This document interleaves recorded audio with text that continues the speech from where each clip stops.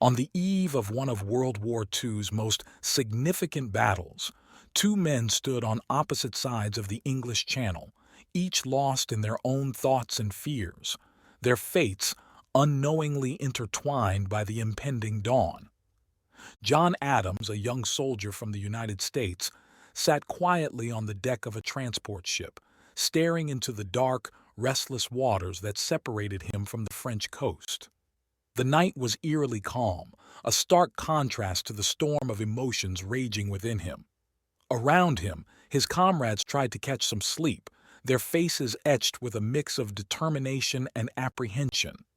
John thought about his family back home, about the small farm in Iowa where he grew up, and how far he had come from those peaceful fields to the brink of this colossal invasion. The weight of the moment sat heavy on his shoulders. The knowledge that tomorrow could change the course of the war, could indeed change the world, was overwhelming. Yet, amidst the fear, there was a glimmer of hope, a belief in the righteousness of their cause, and the camaraderie that bound him to his fellow soldiers. Across the channel, Friedrich Weber, a German soldier, manned his post in one of the many bunkers dotting the Normandy coastline. The Atlantic Wall, they called it, a formidable defense against the long-anticipated Allied invasion. Friedrich had been a teacher before the war, a life filled with books and dreams, now replaced by guns and the grim reality of conflict. The propaganda had promised victory, but as he looked out into the darkness, the endless expanse of the sea seemed to mock those assurances. There was tension in the air, a sense of impending doom that had settled over the German defenses. Rumors of the invasion had been circulating for weeks, and now the quiet before the storm felt almost suffocating. Friedrich thought of his family in Berlin, of the world he hoped to return to, and wondered if he would ever see it again. Despite his fears, duty anchored him to this spot, to the defense of a regime that he increasingly questioned. As the night deepened, both men faced their own battles, the internal struggle of men caught in the gears of a war much larger than themselves. They pondered the day to come, each aware of the historical significance it carried, yet focused on the immediate, personal challenges it presented. For John, it was the fear of the unknown, of the battle that awaited on those distant shores. For Friedrich, it was the dread of the inevitable, the onslaught that would test the limits of their preparation and resolve. In the quiet before the invasion, both men found themselves praying, not for victory, but for survival, for the strength to face what the dawn would bring. They were soldiers on opposite sides of a conflict that had engulfed the world, yet in this moment they were united in their humanity, their hopes, and their fears. As the first light of June 6, 1944, began to touch the horizon, the world held its breath, waiting for the moment that would define a generation. For John and Friedrich, the day would bring trials that tested their courage, their faith, and their will to endure. The eve of the invasion was a poignant reminder of the cost of war, a prelude to the devastating sight that awaited them on the beaches of Normandy. As the first glimmers of dawn broke over the horizon, the vast Allied armada made its presence felt along the Normandy coast. For John Adams, the transition from the oppressive silence of the night to the cacophony of war was both abrupt and harrowing. The engines of thousands of vessels roared to life, melding with the distant rumblings of artillery fire. The air grew thick with anticipation, and the smell of salt water mixed with diesel. Around him, men braced themselves, exchanging determined glances and last-minute affirmations. The landing craft he was in jostled violently as it approached Omaha Beach, the sounds of German machine guns growing louder, more real than anything he had ever imagined. Meanwhile, Friedrich Weber stood vigilant in his bunker, the early morning silence shattered by the unmistakable thunder of naval bombardment. The horizon, once dark and serene, was now alight with the flashes of explosions, each burst a testament to the fury about to be unleashed. Friedrich and his comrades had prepared for this moment, yet no amount of training could steel them entirely against the fear that gripped their hearts. As the first Allied boats were spotted making their way towards the beach, Friedrich loaded his rifle, the cold metal a jarring contrast to the warmth of the blood pumping through his veins. For John, the final moments before landing were a blur of noise, fear, and resolve. As the ramp of the landing craft dropped, exposing the men to a hail of gunfire, he leaped forward into the frigid waters, the weight of his gear pulling him down. Around him, the sea turned red as soldiers fell, their bodies claimed by the surf. Pushing through the shock and the cold, John struggled towards the beach, driven by a singular desire to reach the relative safety of the sand. The beach ahead was chaos incarnate, a maelstrom of explosions, screams, and the relentless crack of enemy fire. Friedrich's world narrowed to the sights of his rifle as the first of the invaders reached the sands below. He fired, mechanically, each shot an attempt to stem the tide of men who seemed to appear endlessly from the sea. The bunker provided a grim overview of the slaughter, the beach a tableau of desperation and valor. Despite the efficiency of the German defenses, Friedrich felt no triumph, only a hollow sadness for the young lives extinguished before his eyes. The realization that he was but a small cog in a vast machine of war weighed heavily upon him, the humanity of his enemies impossible to ignore. As the day wore on, both John and Friedrich found themselves caught in the relentless flow of battle, each moment a test of endurance and will. John, having reached the makeshift cover of a bombed-out crater, worked with his squad to advance up the beach, their progress measured in inches and paid for with the lives of friends. The sight of the cliffs ahead, though still distant, offered a glimmer of hope, a goal amidst the chaos. Friedrich, meanwhile, watched as the beach before him transformed under the weight of the invasion. The initial confidence of the German defenders waned as the Allies gained a foothold, the inevitability of their advance becoming clearer with each passing hour. The fortifications, once thought impregnable, now seemed all too vulnerable to the unyielding resolve of the men who stormed the beaches. As dusk fell on June 6, 1944, the landscape of Normandy had been irrevocably changed. For John, the beachhead established was a testament to the courage and sacrifice of his comrades.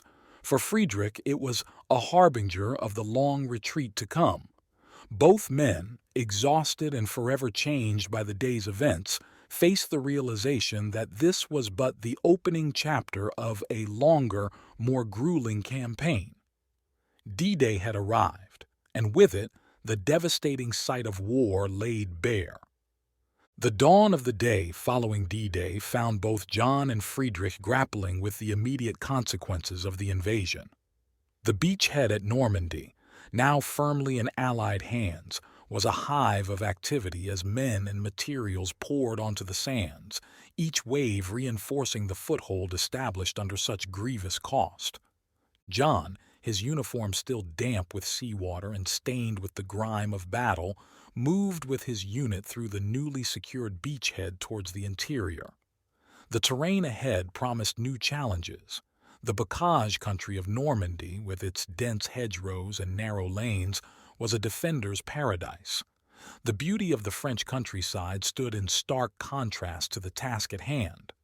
As they advanced, the remnants of the initial assault were everywhere. Destroyed equipment, makeshift graves, and the detritus of war marked their path.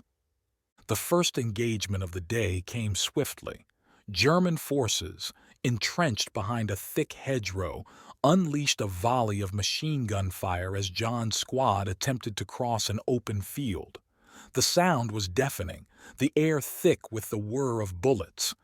John felt the adrenaline surge through him as he dove for cover, the reality of his situation settling in with terrifying clarity. Here, In the open fields of France, survival was measured in seconds, each moment a desperate bid to stay alive. Meanwhile, Friedrich found himself retreating with the remnants of his unit through the countryside, attempting to regroup with other German forces. The morale among the men was low. The shock of the Allied onslaught had taken its toll, and the realization that they were now on the defensive was demoralizing.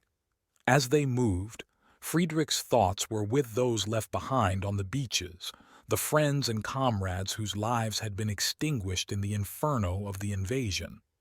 The weight of their loss was a heavy burden, one that he carried with each step away from the coast. The day wore on, a relentless cycle of move, engage, and move again. John and his squad encountered stiff resistance at every turn, the German defenders using the terrain to their advantage, slowing the Allied advance with deadly efficiency. Each skirmish took its toll, the faces of his comrades growing increasingly haggard as the day progressed. Yet, amidst the carnage, there were moments of unexpected kindness, a shared drink of water with a wounded enemy, the comfort offered to a dying soldier, brief interludes that reminded John of the humanity shared by both sides. For Friedrich, the retreat was punctuated by moments of desperate defiance. Ambushes were laid with the hope of slowing the Allied advance, each encounter a testament to the determination of the German soldiers to defend their positions. Yet, with each skirmish, Friedrich felt the futility of their situation more acutely. The overwhelming might of the Allied forces, both in men and materiel, was apparent, and the shadow of defeat loomed large over the retreating German units. As night fell, both John and Friedrich, miles apart and yet connected by the shared experience of the day's fight, looked to the stars. The constellations, unchanged despite the turmoil on the ground, offered a moment of solace, a brief escape from the reality of their circumstances. The fight for survival would continue with the dawn, but for now, they each found a measure of peace in the quiet of the night. As the new day broke, the landscape of Normandy, scarred by the previous day's battles, offered no reprieve to the weary soldiers entrenched within it. John, with little sleep, awoke to the sound of his sergeant rallying the troops for another day of advance. The objective was a small village a few kilometers inland, rumored to be heavily fortified by German forces. The briefing was succinct, the gravity of the task ahead reflected in the somber faces of his fellow soldiers. The march to the village was tense, the squad moving in silence, each man lost in his own thoughts. John's mind wandered to his family, to his younger brother back home who dreamed of joining the fight. The thought of his brother arriving in this hellish landscape filled him with a sense of dread. Pushing the thought aside, he focused on the task at hand, the survival of his squad paramount above all else. As they neared the village, the first signs of resistance emerged. Snipers, hidden within the ruins of buildings, took their toll, picking off soldiers with chilling precision. The squad took cover, returning fire, the battle for the village beginning in earnest. John found himself pinned down behind an ancient stone wall, the reality of his situation, a world away from the fields of Iowa, striking him with full force. The fight was chaotic, the narrow streets and ruins providing a deadly maze that seemed to favor the defenders. Meanwhile, Friedrich, now reinforced with additional troops, was among those tasked with holding the village. The orders were clear. The village was to be held at all costs. The defensive positions had been prepared, and as the first Allied soldiers appeared, Friedrich felt a grim satisfaction in the effectiveness of their preparations. Yet, as the battle raged, that satisfaction gave way to horror. The close-quarters combat was brutal, the cost of each meter gained measured in blood and lives. The battle for the village stretched on, hours blending into one another, each side enduring losses too numerous to count. John, witnessing the death of friends, felt a rage building within him, a desire for vengeance that overshadowed his fear. He fought with a newfound ferocity, driven by the memories of those fallen. Friedrich, witnessing the carnage from the other side, felt a growing sense of despair.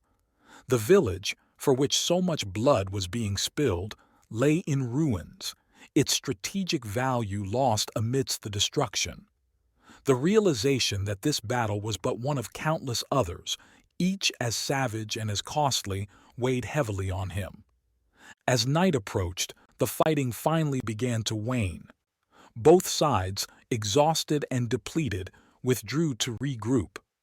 The village, now silent save for the moans of the wounded, stood as a testament to the day's brutality.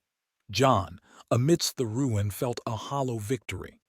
The cost had been too high, the gains too insignificant. The faces of those lost haunted him, a reminder of the price paid for each step forward. Friedrich, retreating with his unit, felt a similar sense of loss. The defense had been futile, the village lost despite their best efforts. The retreat was a bitter pill to swallow, the knowledge that they would fight again tomorrow, in another village, against another wave of invaders, a daunting prospect. That night, under a sky filled with stars, both John and Friedrich reflected on the day's events. The battle had taken much from them, the scars of which would last a lifetime. Yet, in the midst of the destruction and the loss, there remained a glimmer of hope. For John, it was the resilience of his comrades, their ability to endure and to fight on. For Friedrich, it was the realization that amidst the horror of war, there existed moments of compassion, glimpses of a shared humanity that persisted even in the darkest of times. The fight for survival in Normandy was far from over, but for one night, amidst the ruins of a small French village, there was a pause, a chance to breathe and to prepare for the battles yet to come. In the days following the battle for the village, the Allied advance continued, pushing deeper into Normandy's heartland. The relentless pace of the campaign left little room for reflection. Yet amidst the chaos of war, moments of profound humanity emerged, illuminating the shared experiences of those caught in its grasp. John's squad was tasked with clearing a series of farmhouses that dotted the landscape, intelligence suggesting they were being used by German forces as makeshift strongholds. As they approached one such farmhouse, the air heavy with the scent of summer, the silence was a stark contrast to the gunfire and explosions that had become the soundtrack of their lives. The order was given to proceed with caution. The building could be booby-trapped or worse, occupied by enemy soldiers prepared to fight to the death. As John and his squad made their entry, they found, to their surprise, not hardened soldiers, but a German family, terrified, huddled together in a corner of the living room. The father, a man of middle age, stood protectively in front of his wife and two young children, his eyes wide with fear but his posture defiant. The language barrier was immediate and insurmountable, yet the fear, the desire to protect one's family, needed no translation. The squad leader, Sergeant Davis, made the call. Weapons were lowered, and through a series of gestures, the soldiers communicated their intent to search the house without harm. As John watched the family's apprehension give way to cautious relief, he was reminded of his own family, of the universality of fear, and the instinct to protect those we love. The search revealed no German soldiers, only a family caught in the war's crossfire. Before leaving, the squad left behind some rations, the children eyeing the food with wide, uncertain eyes. In that moment, the war seemed both distant and absurd, a realization that, despite the uniforms and flags, there was more that united them than divided them. Meanwhile, Friedrich's unit, now operating as part of a mobile defense force, found themselves frequently engaging the Allies in hit-and-run tactics, a strategy designed to slow the advance without becoming ensnared in prolonged combat. During one such engagement, Friedrich was wounded, a piece of shrapnel embedding itself in his leg. Unable to keep pace with his retreating unit, he found himself alone, hidden in the underbrush, the sounds of battle receding in the distance. It was an allied medic, Michael, who found him. Friedrich's initial reaction was one of fear, expecting no mercy from his enemy. Yet, what followed was an act of compassion that would stay with him for the rest of his life. Michael, seeing the severity of Friedrich's wound, set about administering first aid, his actions guided by a professional oath that transcended the boundaries of war. Friedrich, in his pain and surprise, could only watch as this soldier, this enemy, saved his life. They shared no common language, but in Michael's actions, Friedrich found a powerful message of empathy and kindness. These moments of humanity, brief and fleeting, stood in stark contrast to the devastation that surrounded them. For John, the encounter with the German family served as a reminder of the war's collateral damage, of the innocent lives upended by forces beyond their control. For Friedrich, the compassion shown by an allied medic was a testament to the enduring spirit of humanity, a beacon of hope in a world consumed by darkness. As the war raged on, these moments of connection, of shared understanding and compassion, offered a glimpse into a possible future, one where empathy and humanity could bridge the chasm of conflict. In the midst of war's devastation, these moments of humanity shone brightly, a reminder that, even in the darkest of times, there exists the potential for understanding, for kindness, and for peace. The relentless push through Normandy continued in the days that followed, each mile gained marked by the scars of battle and the stories of those who fought. For John and his comrades, the liberation of each village brought a mix of emotions: triumph at the success of their mission, sorrow for the lives lost, and a deepening sense of weariness with the ongoing conflict. The landscape of Normandy, once a picturesque embodiment of rural France, had transformed into a patchwork of destruction, the aftermath of the invasion visible in the ruins of buildings and the scars that crisscrossed the countryside. In the wake of one such engagement, as the dust settled and the sounds of battle faded, John found himself among the soldiers tasked with clearing the aftermath.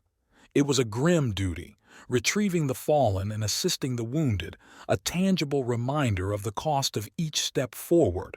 Among the debris, personal items, a photograph, a letter home, a worn book, offered silent testimony to the lives cut short.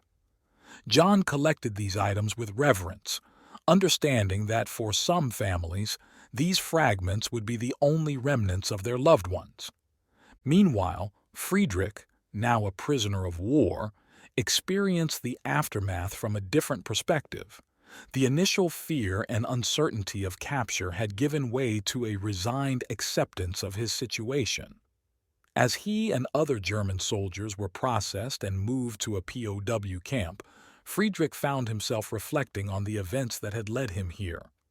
The ideology that had once seemed so clear, so unequivocal, now appeared misguided, the justifications for war unraveling in the face of its realities. The camaraderie among the prisoners, a mix of soldiers from various units and ranks, offered a semblance of comfort, their shared experience a foundation for an unlikely fellowship. For both John and Friedrich, the aftermath was a time for reflection, a moment to take stock of the journey that had brought them to this point. John, witnessing the resilience of the French civilians as they began the slow process of rebuilding, was reminded of the reasons behind the Allied fight, the ideals of freedom and liberation that had motivated their struggle. The gratitude expressed by the liberated townsfolk, despite the devastation that surrounded them, reinforced his commitment to the cause. Friedrich, conversely, grappled with the implications of defeat, the realization that the war he had fought was not the noble endeavor he had been led to believe. The interactions with his captors, many of whom treated the prisoners with a measure of dignity, challenged his preconceptions, offering a glimpse of reconciliation and the potential for a future beyond the conflict. As the days passed, the immediate aftermath of the invasion gave way to a new normal, the Allied forces consolidating their gains and preparing for the next phase of the campaign. John, now battle-hardened, carried forward the lessons learned, the memories of those lost, and the moments of humanity that had pierced the fog of war. Friedrich, adjusting to life in captivity, clung to the hope of return, the experience of war having profoundly altered his outlook on life and his dreams for the future. The aftermath of the Normandy invasion was a testament to the complexity of war, a period marked by loss and destruction, but also by resilience, hope, and the enduring capacity for empathy. For John and Friedrich, the experiences of these days would remain with them, a poignant reminder of the cost of freedom and the value of peace. In the quiet moments that followed the intense days of fighting and advancing through Normandy, John and Friedrich each found themselves grappling with the toll the war had exacted on their souls and the world around them. These were moments for reflection, for looking inward and confronting the memories, the choices, and the consequences of a world at war. John, now stationed in a temporary camp as the Allied forces regrouped for the next offensive, had time to reflect on the experiences that had brought him here. The nights were the hardest, when the adrenaline of the day faded, leaving behind the stark reality of loss and the haunting faces of those who had not made it. He thought of the young soldier from his squad, barely out of high school, who had looked up to him and who now lay buried under the soil of a foreign land. The weight of leadership, of making decisions that could mean life or death, weighed heavily on him. Yet, amidst the regret and the sorrow, there was also a sense of purpose. The liberation of France, the grateful faces of the civilians they had freed, provided a measure of solace, a reminder of what they were fighting for. Friedrich, in the confines of the POW camp, found himself wrestling with a different set of reflections. The propaganda that had once fueled his conviction seemed hollow now, exposed by the reality of war and the suffering it brought. He regretted not questioning more, not seeing beyond the rhetoric to the humanity of those labeled as enemies. Conversations with fellow prisoners, many of whom shared his disillusionment, and interactions with some of the Allied guards who showed unexpected kindness, prompted Friedrich to consider what his country, and he himself, had become in the pursuit of misguided ideals. There was shame in this realization, but also the faint outline of hope for redemption, for learning from the past and moving forward. Both John and Friedrich, in their separate ways, grappled with the concept of legacy, what they would take from this war and what they would leave behind. For John, it was the stories of bravery and sacrifice, the bonds formed in the crucible of combat, and a renewed appreciation for the freedoms he fought to protect. For Friedrich, it was a deeper understanding of the cost of blind allegiance, the importance of empathy, and the potential for change. As the war continued to unfold around them, the reflections and regrets of these two soldiers served as a microcosm of the broader human experience of conflict. The war had changed them, as it had changed the world, in ways both profound and indelible. Yet, in their moments of introspection, there was also the recognition of shared humanity, a connection that transcended the divisions of nationality and ideology. Their stories, though unique, were part of a larger tapestry of war, woven with threads of courage, loss, redemption, and, ultimately, hope. As they looked toward the future, both John and Friedrich understood that the war would end, but its impact would resonate through the years, shaping their lives and the course of history in ways that were yet to be fully understood. Years had passed since the end of World War II, and the world had slowly begun to heal from the scars of conflict. The landscape of Europe was forever altered, both physically and in the hearts of those who had lived through the war. It was in this world, seeking to rebuild and to find meaning in the aftermath, that John and Friedrich's paths crossed once again, under circumstances far removed from the battlefields of Normandy. John had returned to his home in Iowa, but the tranquility of peacetime life could not erase the memories of the war. He found solace in writing, penning a memoir that detailed his experiences, a tribute to the bravery of his comrades and a testament to the horrors they had endured. His book tour eventually took him to Europe to speak on reconciliation and the importance of remembering the past to ensure a peaceful future. Friedrich, having spent years in a POW camp, returned to a Germany divided and in ruins. The process of denazification and the reality of defeat had been difficult, but Friedrich had embraced the opportunity for reflection and change. He pursued a career in education, determined to teach the next generation the lessons of history, to instill in them the values of peace and understanding. Their reunion occurred in a small bookstore in Berlin, where John was scheduled to give a reading. Friedrich had come to hear him speak, drawn by the synopsis of John's book, which resonated with his own experiences and the guilt he still carried. As John read passages from his memoir, Friedrich listened, moved by the words that so closely mirrored his own journey from soldier to advocate for peace. After the reading, Friedrich approached John, introducing himself not as a former German soldier, but as a fellow advocate for reconciliation. The initial shock of recognition gave way to a profound connection, two former enemies united by a shared desire to heal the wounds of the past. They spoke at length, sharing their stories, their regrets, and their hopes for the future. Their conversation continued into the evening, moving from the bookstore to a quiet cafe nearby. They discussed the impact of the war on their lives, the process of coming to terms with their actions, and the importance of forgiveness, both of others and of oneself.